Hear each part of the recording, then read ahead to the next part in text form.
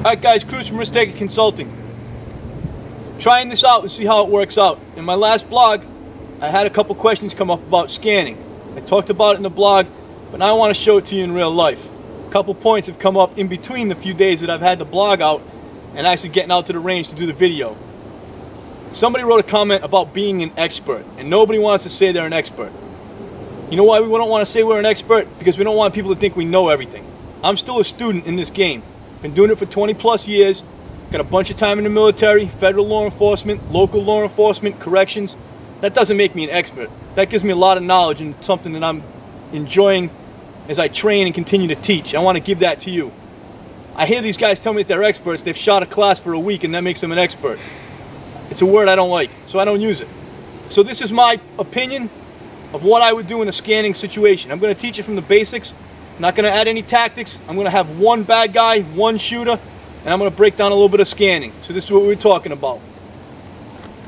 A lot of questions came up about the tank turret and why I use it, and how it works, what's its benefits. So I've got one threat downrange. My good fighting position, shoulders forward of heat, knees slightly bent. I'm good to go. Come up, draw, fire. Alright, in my mind's eye, that threat just went down. I'm still on target, so I'm on trigger. I'm going to follow him down. I'm going to tank turret. My eyes and weapon are going to stay together as I clear that threat.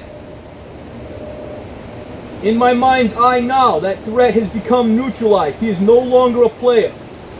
If my eyes aren't both open, I'm going to force them both open. I'm going to take my finger off the trigger, and I'm going to expand the area right around my threat slightly. That area is clear. I'm going to bring the gun back to a compressed ready. Decock if I need to.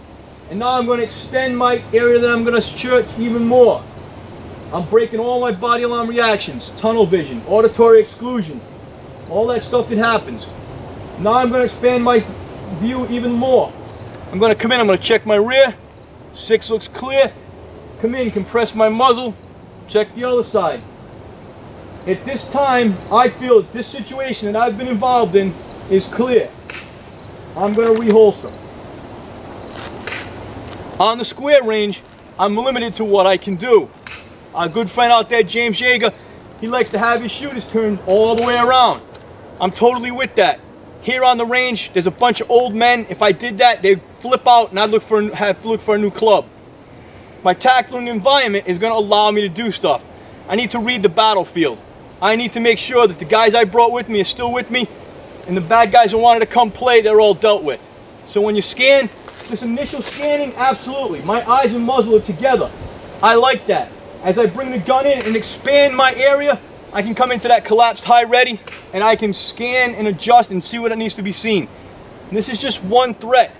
Now remember, we have still yet to go in and clear this body. I still got to eye thump him or kick him in the nads to see if he's still out. And I got to check his other friends. A lot going on here. So we want to teach just that one portion. Alright guys, if you have any questions on that, you know you can get me at Cruz@RSKTKR.com. Until then, be safe, be good to each other, but have a plan to kill everybody you meet. It's been Cruz.